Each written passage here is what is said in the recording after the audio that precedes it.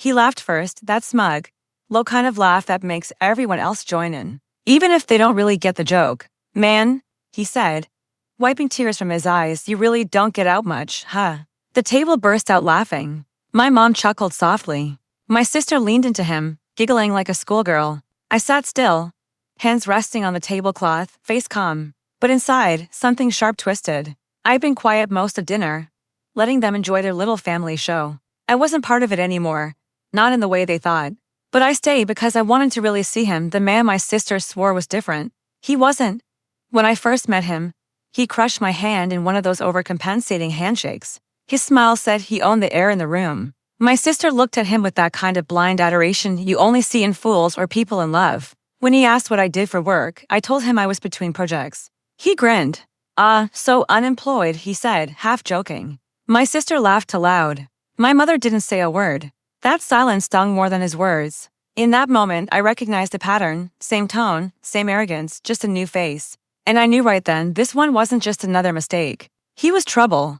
The first sign showed up 2 weeks later. My sister called me, whispering into the phone. He checks my phone sometimes, she said. Says he's just being protective. I kept my voice calm. That's not protection, I told her. That's control, she brushed it off with a nervous laugh. You always think the worst of people. Then, silence. Call stopped. Text went unanswered. She skipped family dinners. And when I finally saw her again, she was wearing long sleeves in the middle of summer. I said nothing. I just watched, waited, quietly gathered what I needed. I wasn't going to scream or confront him. That's what guys like him feed on. Instead, I started my own kind of work. He talked too much online. LinkedIn, Instagram, TikTok, didn't matter. The man couldn't help himself. He called himself a crypto consultant. I read every post, every comment, every tag. The math didn't add up. Then I found it, a comment thread under a picture of him with investors. One person complained about missing money. Another said, still waiting for my return. Classic scam language. I smiled for the first time in weeks. My plan was simple, clean and quiet. I gathered everything public, everything legal, screenshots, transactions, business listings. Then I made a little folder on my desktop. I named it dinner. A few days later, my sister invited me over again, a family night, she said. I accepted. That evening, the air felt thick like the calm before a storm. He arrived with a bottle of wine I couldn't pronounce, and that same smug smile I couldn't forget.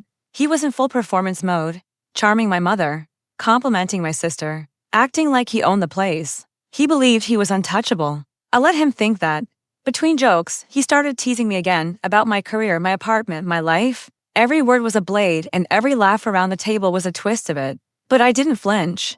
Then he leaned back, grinning. Yeah, my company's killing it right now. Big investors, international clients, real money. I tilted my head, pretending interest. Oh yeah. What company was that again? He smiled proudly. Neor Holdings, the name hung in the air like smoke. I pulled out my phone, unlocking it with a soft click, the kind of sound that cuts through a room. Neor, I repeated, scrolling. That's interesting. Because your international clients might be interested to know. There were 32 fraud complaints filed against your firm this month. The laughter died instantly. My mother blinked. My sister froze. He tried to play it off, but I kept my tone steady, calm, cold, and deliberate. Fake address registration. Multiple reports of fraud. A phony investment round. And those IPs you used for your press releases? All traced back to you. He reached for my phone. I pulled it away. Eyes locked on his. Touch me, I said softly. And I'll hit send for the first time. I saw fear flicker behind his eyes. The mask cracked. I placed my phone on the table, screen up.